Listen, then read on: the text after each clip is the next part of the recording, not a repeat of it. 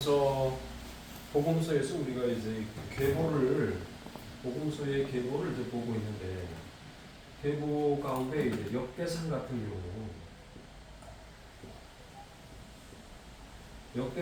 경우는 그 시작을 아담으로부터 시작하고 있고, 그 다음에 누가복음 같은 경우는 시작을 하나님으로 합니다. 그러면 이제 역대상 시대나 이제 그 다음에 이제 우리가 마태복음은 이제 이 시작을 다윗, 아브라함과 다윗, 이건 다 알고 계시죠. 그러니까 예수 그리스도의 계보를 이제 왜 이렇게 저자들이 기록할 수밖에 없나 하는 부분들을 우리가 좀 고민을 해야 되는 게 있어요. 이게 뭐냐면 역대상의 이제 모든 더우세요? 더워요? 에어컨 틀어도 되는데 더우시죠? 아 그래? 시끄러웠어. 자, 그래서 인간이라는 게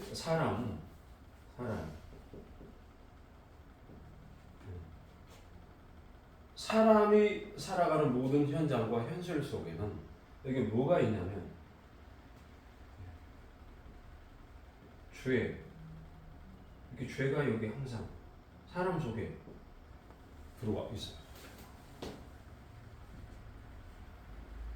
역대상에서 이제 후손들이 70년의 포로 기간을 마치고 나서 돌아와가지고 자신의 이제 돌아온 역사를 조명한 우리 선조들이 도대체 이렇게 역사에 대한 부분들을 해석을 시도하죠.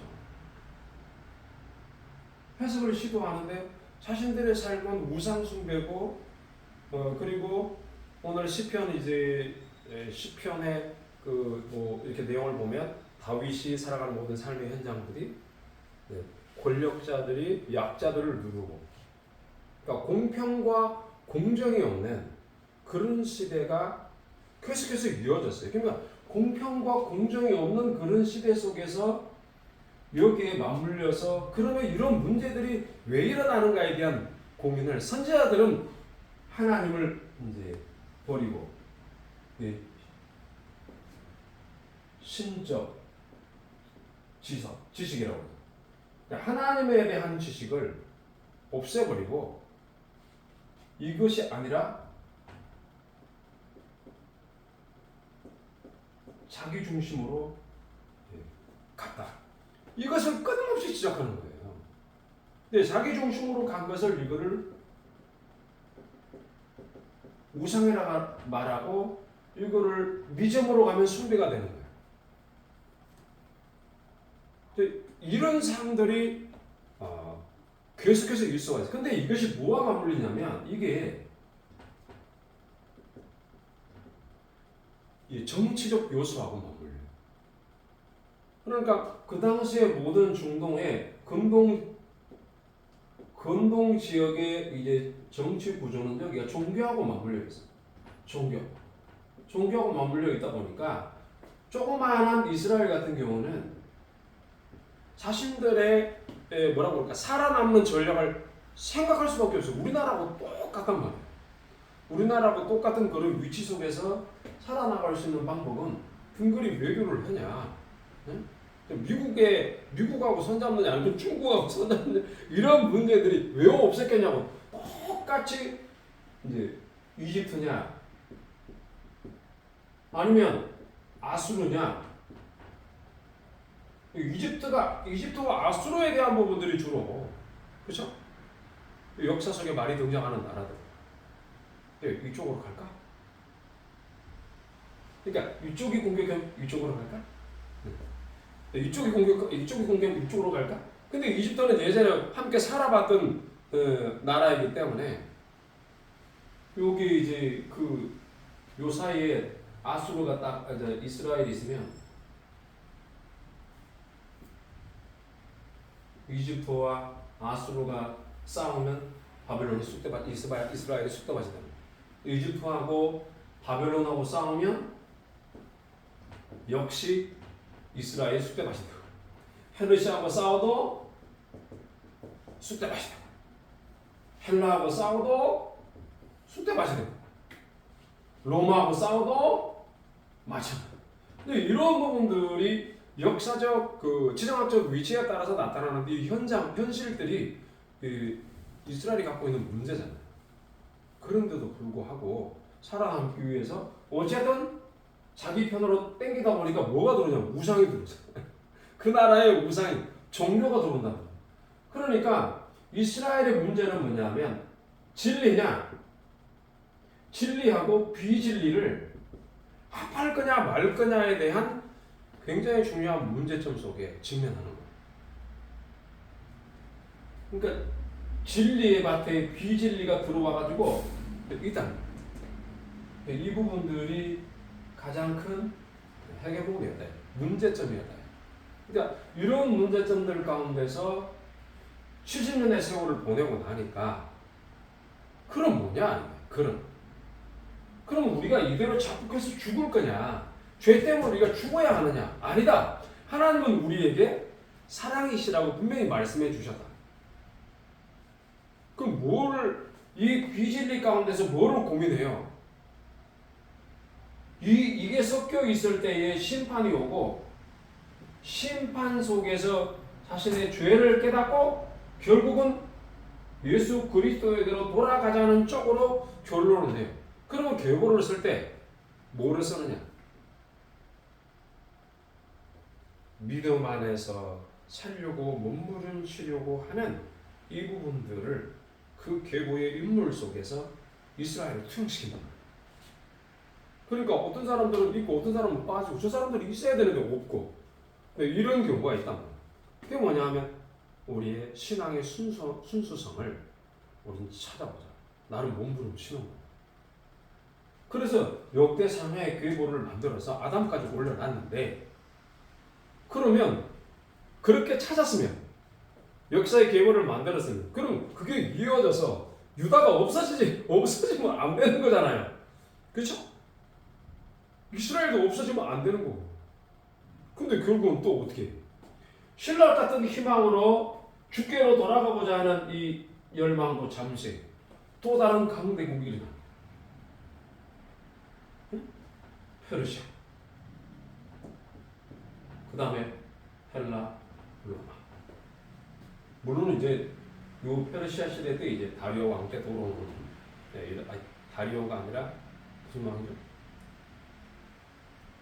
다리오 왕 맞나?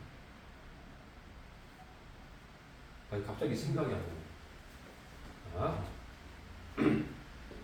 생각나면 말씀드릴게요. 자, 그러면 이런 고레스 왕 때, 코레스 왕 때 이제 이게 돌아오잖아요. 바벨론 포로에서 돌아오고, 고레스라는 것은 여러분 이제 잘 아셔야 되는 게, 성경에서 고레스는 뭘 뜻하냐면 표상적으로 자연적 진리를 내요. 영적으로 풀 때 자연적 진리를, 고레스가 자연적 진리를 표현합니다. 자, 제가 설명 조금 전에 말씀을 드렸죠. 이런 내용들 가운데 이렇게 있었으면 이들이 망하지 않고 가야 되잖아요. 가는데 결국은 계속해서 일어났죠. 강대국들에 의해서 짓밟히고, 예수님 오시는 그 당시에도 마찬가지입니다. 결국은 이 자연적 진리를 표상하는 고레스에 의해서 해방을 맞지만, 이것도 잠시 해방을 맞지만 잠시 결국은 또 다른 강대국에 의해서 집어삼킴을 당한다.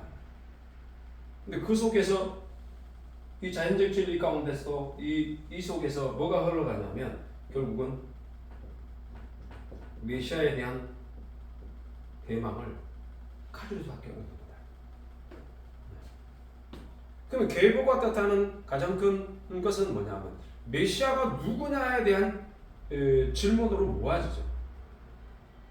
그러니까 이런 역대상에 있던 이 계보의 문제점들을, 이런 계보를 자기네들은 족보로 생각하고 기록을 했겠지만, 그러나 이것을 누가 재해석해요? 이거를 재해석하는 인물이 마태다. 이 마태. 마태복음의 마태가 이것을 재해석한단 말이에요. 누구를 통해서? 예수님을 통해서. 예수님은 하나님이시다를 이 핵심적인 영적 진리를 갖고 역대상을 해석해서 만들어 놓은 게 마태복음의 계보단 말이에요. 이런 이야기 처음 듣죠. 그러니까 이제 예수님이 모든 계시의 키라고 할 수 있죠. 그럼 일반 계시가 필요 없냐? 일반 계시 필요하죠. 일반 계시가 필요한데 우리나라는 종교성이 많잖아요. 그렇죠? 그 종교성이 많다는 건 로마서에 있는 것처럼 모든 사물들이 혹은 모든 사람들이 모든 피조물들이 하나님을 알만한 것들이 모든 피조 속에 다 들어있다는 사실. 하나님의 영원하신 능력과 그 다음에 신성이 만드신 만물 속에 보여 알게 되나니 쪽으로 가는 것이 자연계시다. 누구나 다 신지식에 대한 일반적인 내용들은 다들 갖고 있어요. 그런데 하나님이 신이시다라고 말을 못하는 거예요.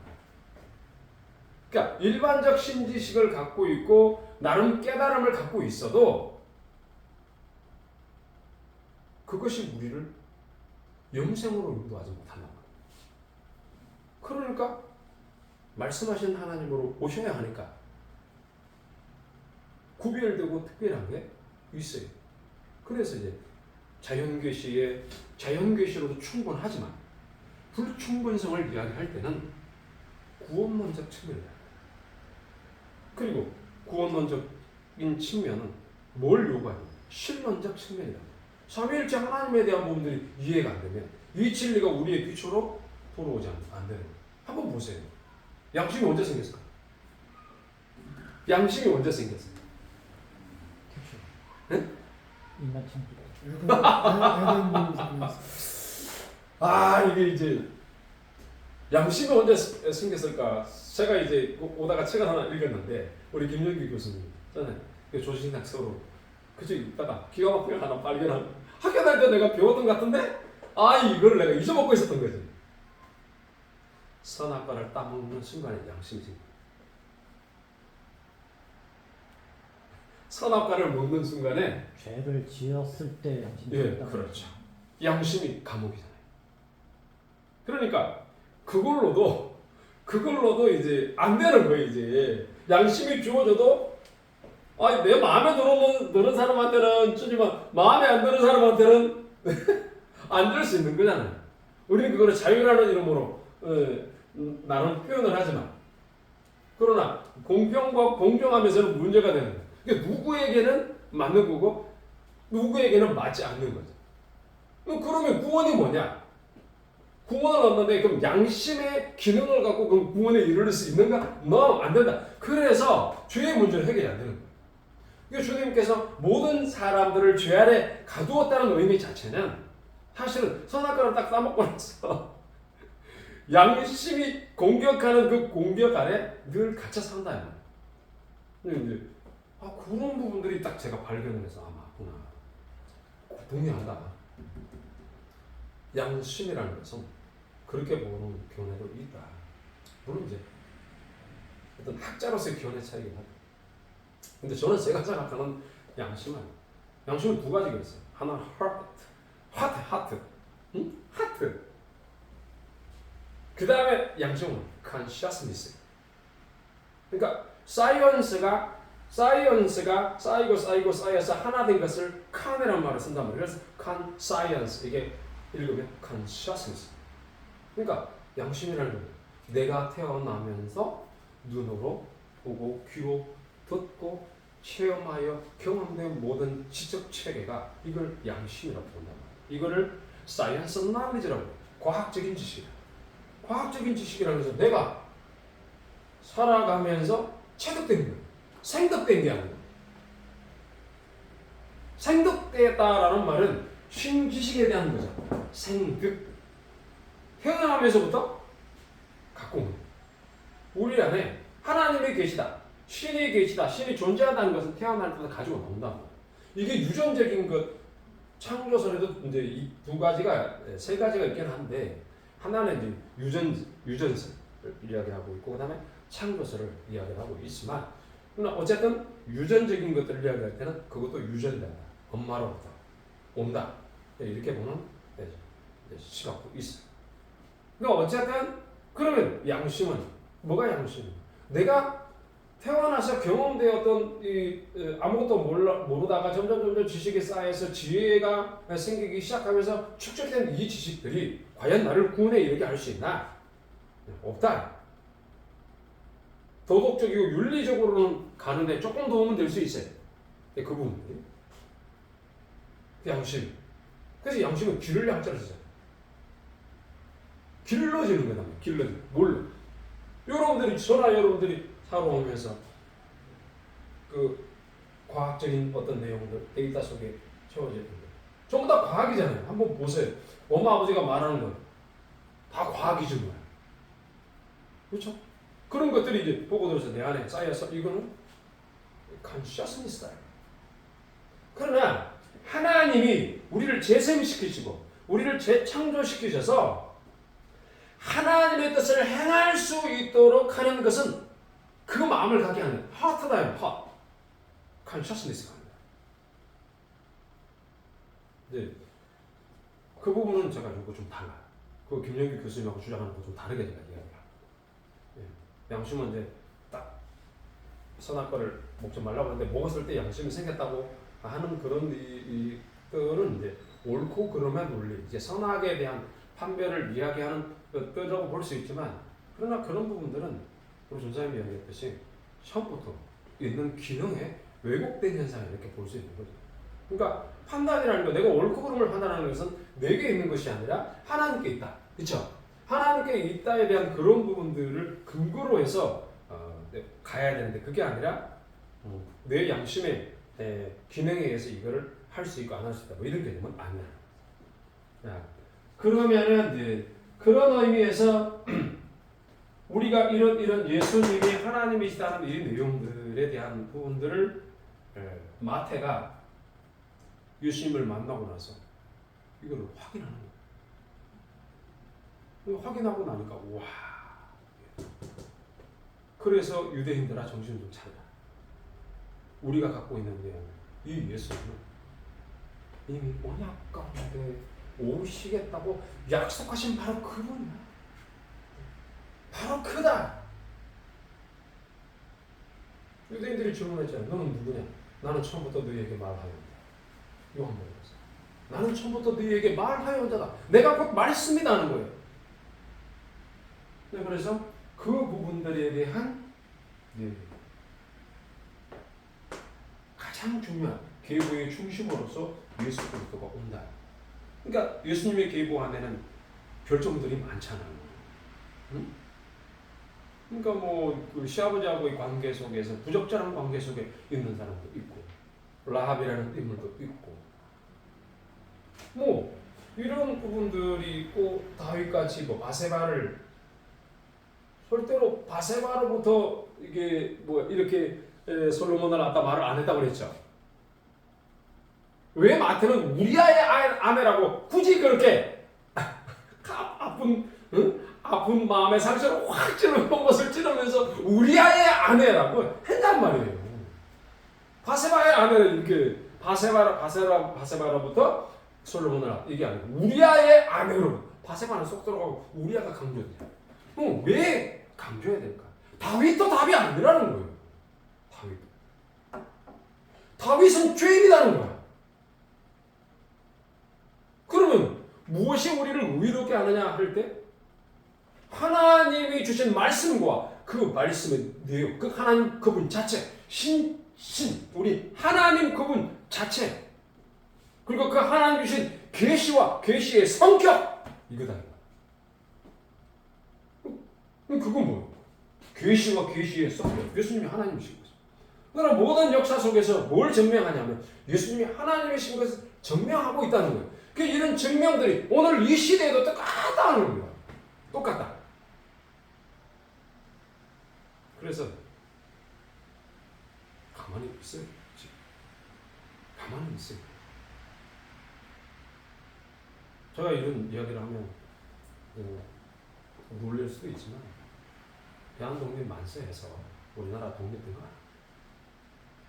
솔직히 까놓고 이야기해요. 김구 선생이 대한독립 시켰습니까? 안창호 선생이? 안중근 의사가?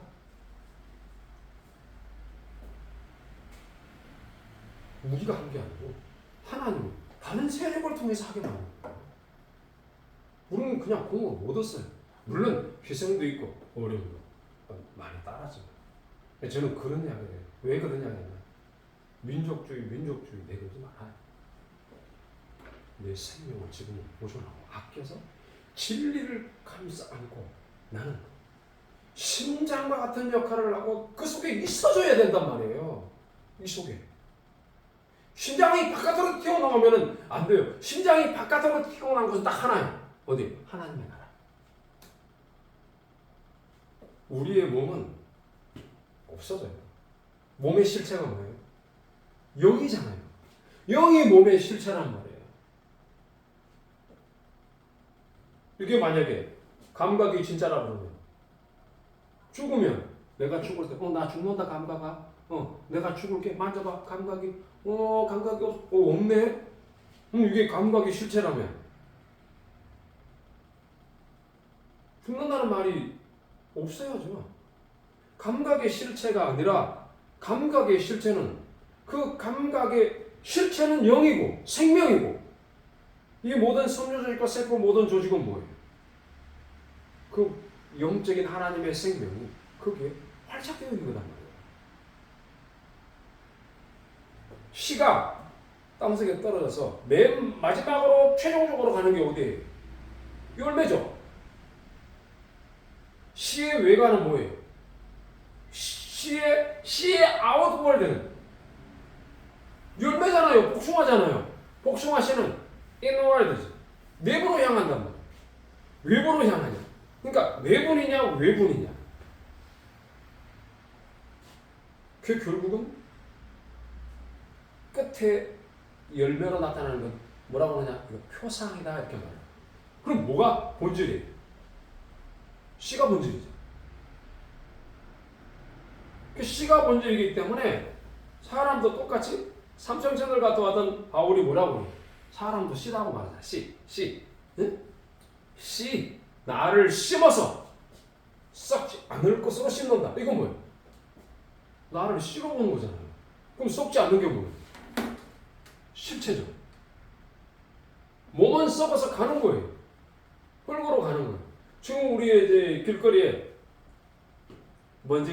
먼지바람이 많이 날리죠. 겨울 가까워오면. 그 바람이 누구 끌까요? 이 땅에 살다가 죽은 사람들의 흙동입니다. 그걸 우리가 마시고 있다.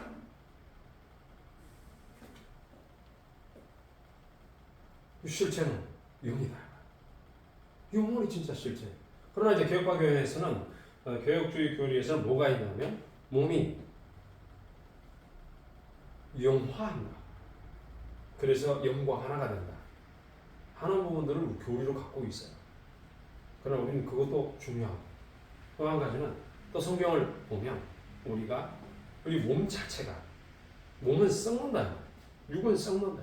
몸과 육에 대한 구분을 굳이 하긴 해요. 번역을 할 때. 육이란 말을 쓸 때, 몸이란 쓸 때 body를 쓰고 육이란 말 때 flesh란 말을 쓰잖아요.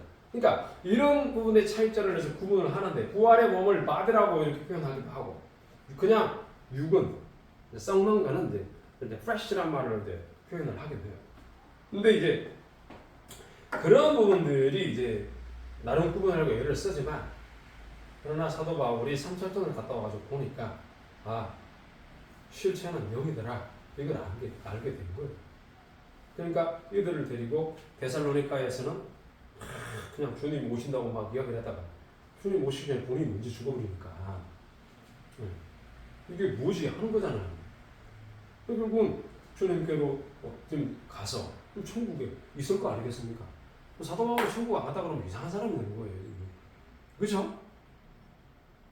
그러니까 사도 바울이 천국 안 간 게 아니고 천국 갔죠. 그런데도 불구하고 천국의 그 엄청나게 많은 것들을 보는 것이 자신이 표현하기 어려웠다는 걸 보면 내가 볼 때는 수준이 낮은 사람. 표현하기의 수준. 그걸 왜 표현 못합니까? 표현을 못했다는 것은 이거를 해놓으면 이거를 말로 표현할 수 없을 정도로 굉장한 것을 보고 왔는데 표현이 안 되니까 예수님이 다른 쪽으로 가버리는 거예요. 예수님이 결국 다른 거예요. 자, 그럼 정리하면 이렇습니다. 복음서의 계보를 계속 이야기하고 있는데 우리가 그렇게 힘들게 어렵게 죄 때문에 죽을 고생하고 그렇게 살아온 나라 없는 서러운 나라가 아니라 교회죠. 그 서러운 관도의 진리가 왜곡되고 그 왜곡된 진리 속에서 그게 진리인 줄 알고 착각하고 살아왔던 그 모든 것들을 하나님이 일으키신 이유가 무엇인가를 확인하게 되고 그런 다음에 그것을 붙잡았으나 예수님이 오기 전까지는 개혁이 안 됐다 이 말이에요. 그래서 히브리서를 사도 바울이 쓰면서 예수님이 올 때까지 이것을 개혁을 맡겨두었다라고 본다면 고레스가 해방시킨 것은 자연적 지식의 습득이다. 그러면 예수님이 오셔서 해방시킨 건 영적 지식, 천국의 지식이다. 그래서 그 모든 보화를 열어서 유대인들에게 보여줬는데 자연적 지식들은 못 알아먹는다 이 말이에요. 이 자연적 지식 모른다. 그럼 어떻게 해야 되는 거예요? 결국 하나님 그분 스스로가 자신을 내어주고 죽음으로 내어주시고 생명을 얻으심으로 인하여 하나님이 하시는 거다. 이걸 특별 계시라고 말을 하는 거예요. 그 특별 계시 안에 우리가 지금 있다. 그러나 이 특별 계시를 통하여 자연 계시의 풍성함을 더 누리고 살아라. 여러분들이 하고 싶은 거 마음대로 하셔. 응?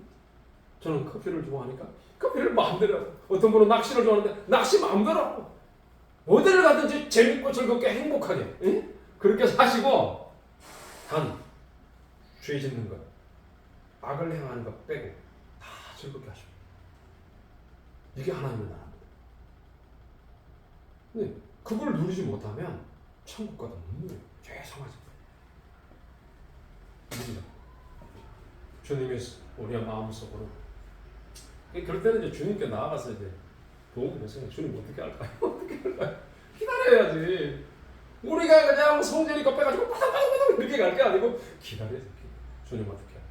우리 더 순수하고 거룩하게 주님 앞에 주를 높이면서 갈 수 있도록 우리는 자신을 더 깨끗하게 하고 거룩하게 이렇게 가면 주님이 행할 길을 제시합니다. 반드시 있습니다. 그것을 누리셔야 돼요. 내 지식으로 앞서지 마. 내 감정으로 앞서지 마. 내 의지로 앞서지 마. 주님이 어떻게 답을 주실 때까지 기다리면서 그리고 그 즐거움 속에서 죄와 악을 범하지 않는 틀 안에서 자신이 마음껏 할 때에 하나님이 보여준다. 제시하고 이끌어간다. 앞으로 말씀 사역할 때, 교회 차가운 세워갈 때 다 이와 같이 기도하겠습니다. 하나님 감사합니다.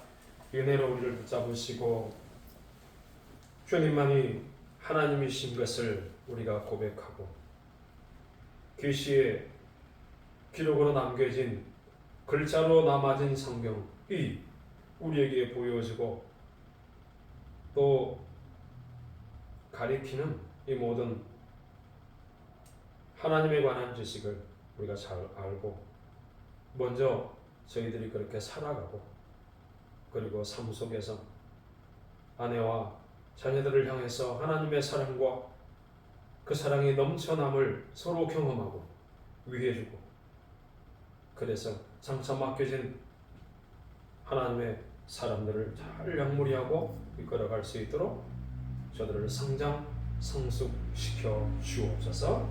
예수님 이름으로 기도합니다. 아멘.